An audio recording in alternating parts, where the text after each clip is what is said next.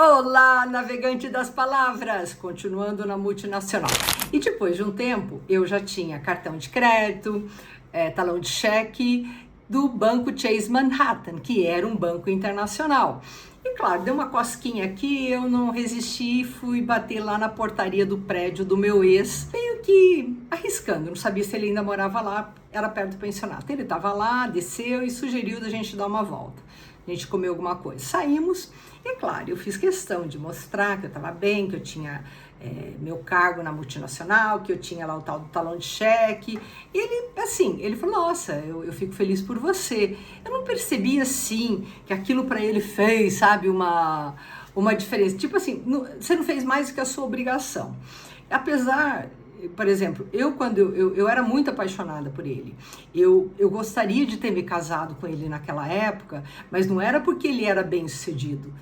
Eu não via mal nenhum em casar-me com um homem bem sucedido, porque eu poderia, pela primeira vez na vida, parar de me preocupar com o sustento básico e poder me dedicar a outras coisas, de repente, que a luta pela sobrevivência me impedia, mas eu não sei se eu ia virar só uma dona de casa ou não. Só sei que ele falou que não ia ser meu salvador da pátria, mas ele foi esse amor, porque eu, na verdade, eu tive muitas abordagens para sair com homens apenas por dinheiro, e muito dinheiro, não era pouco não. Eu costumo dizer que a mulher mais cara do mundo é a que não tem preço. Porque essa que não tem preço, não adianta vir com ouro, com diamante, com os milhões, porque ela não vai se deixar seduzir. Eu sempre quis o melhor. Eu sempre quis uma vida boa, eu também queria ter carros bons, eu queria morar em apartamentos enormes, eu queria ter roupas de grife, sapatos, viagens, mas eu tinha o conselho que meu pai me deu, aquele homem, aquele carpinteiro, semi-analfabeto. Filha, não tem mal nenhum em buscar uma vida melhor, desde que seja pelos caminhos honestos. Eu nunca abri mão disso. E aí, os caminhos honestos, eles são mais difíceis, sim, eles são bem complicados. Porque daí você tem que aceitar as rejeições. E quando eu conhecia meninas no pensionato que faziam programas, não tinha nada, era inclusive muito amiga delas. E elas não conseguiam não viver com aquele mínimo, então elas faziam um programa assim, mas eu nunca consegui. Para mim, quando eu conheci aquele rapaz, eu vi sim uma chance de mudar de vida, de me casar, mas com um homem que eu amava profundamente. Mas enfim, estava lá mostrando o meu sucesso para ele, né? E quando eu vi, eu fui mexer, né, no que não devia, eu virei um casinho dele. Nós começamos a sair, mas já aí era meio assim. Ele me ligava de vez em quando, e aí eu estava disponível, e eu saía, enfim, uma situação... E eu voltei a ter esperança de casar com ele. Eu falei, meu Deus do céu, por que eu fui mexer nisso, né? Até que um dia, saindo, ele falou assim para mim, eu quero te dizer uma coisa. Eu falei, o quê? Eu tô namorando. Nossa. Eu falei assim, por que levar essas... segunda punhalada no coração do mesmo homem?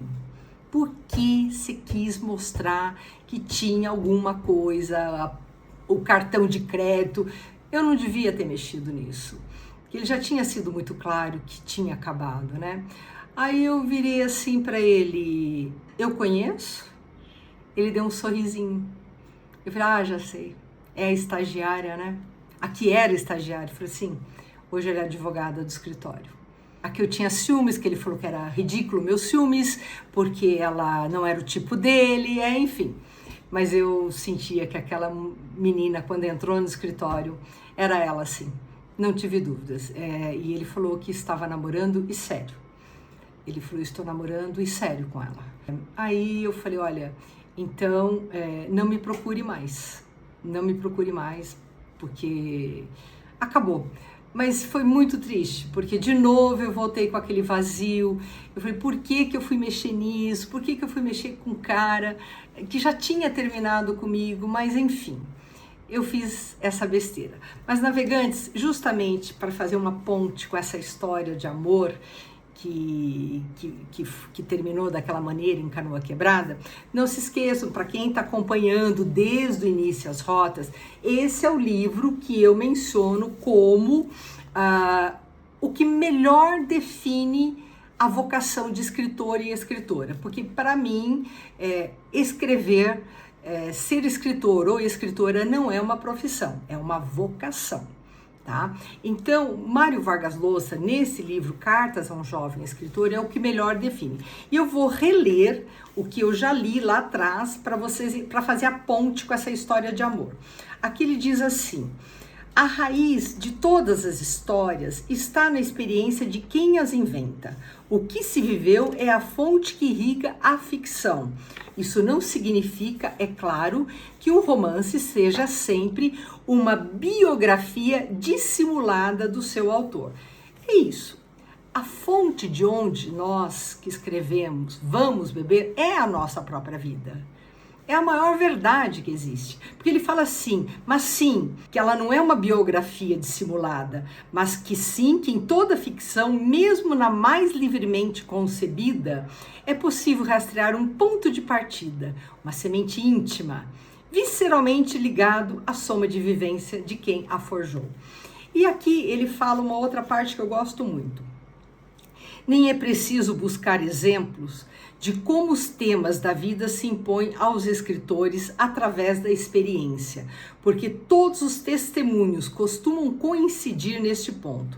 Essa história, esse personagem, essa situação, esse mistério me perseguiu, me obcecou, me importunou como uma exigência vinda do íntimo da minha natureza e tive que escrevê-la para me ver livre dela.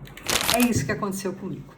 Aquele amor que eu senti por aquele rapaz, a maneira como ele terminou comigo e depois como eu fui, digamos, rejeitada pela segunda vez, porque eu fui atrás e que fez minha autoestima ir pro ralo, está muito bem definida aqui. E eu tive que escrever essa história para poder me ver livre dela.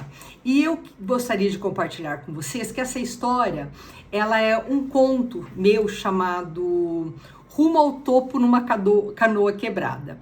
E amanhã, vocês, em vez de eu postar uma rota nova, eu vou postar o vídeo, o book trailer desse meu conto, que foi inspirado nessa história de amor. Mas vocês também, que vêm acompanhando desde o início, vão ver que, como Mário Vargas Llosa falou, não é uma biografia dissimulada, é apenas um ponto de partida, porque vocês vão ver que o conto não é exatamente a história que eu vivi.